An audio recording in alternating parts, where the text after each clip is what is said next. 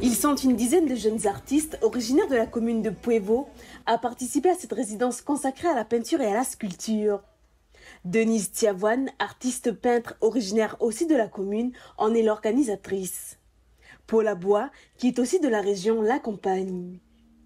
Cette résidence a pour thème l'identité et elle a attiré plusieurs artistes de profils différents, tels que des sculpteurs, des tresseurs ou encore des dessinateurs. Alors le message que j'essaye de passer à travers cette résidence, c'est de leur donner leur place. À travers cette image, qui ils sont. Voilà, déjà, il faut qu'ils savent d'où on vient, quelle est notre histoire. Et à travers cette résidence, c'est de saisir aussi leur savoir-faire et puis qu'on les accompagne. Donc ça ne s'arrête pas à ça. Par exemple, il y en a un qui est compositeur-musicien, il dit qu'il est intéressé et j'ai dit on fait des liens, c'est-à-dire on a des réseaux pour les musiciens, on a des réseaux pour les sculpteurs, on a des réseaux pour les peintres, les poètes, puisqu'on fréquente beaucoup d'artistes. Si ces professionnels ont choisi la peinture pour cette résidence, c'est pour faire connaître et partager autour de cette discipline souvent méconnue de nos artistes. La sculpture, c'est à nous. La gravure sur bambou, facilement. On ne la connaît pas, mais quand elle va arriver, on va la faire parce que ça nous appartient, ça appartient à notre patrimoine. Mais la peinture, c'est complètement hors de notre...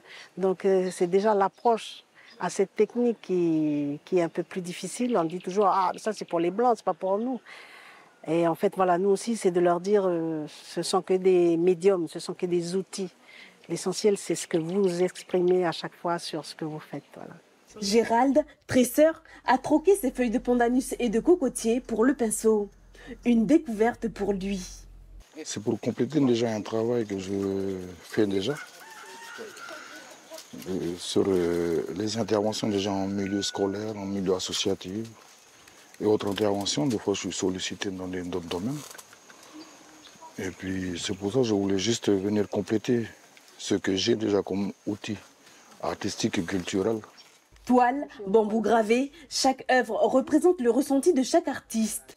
Moi, c'est la première fois où je travaille sur le bambou ou sur les panneaux en dessin. Ben, ça me plaît beaucoup parce que on dirait que c'est vivant.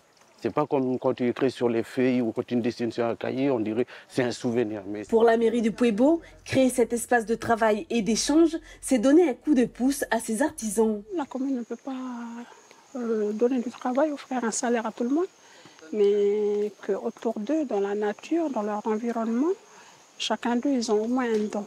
Mais si ça peut leur donner, ouvrir une perspective plus tard surtout, ils peuvent se faire, on va dire, une pièce. La résidence continuera cette semaine et se terminera avec un vernissage à la médiathèque ce jeudi 19 septembre.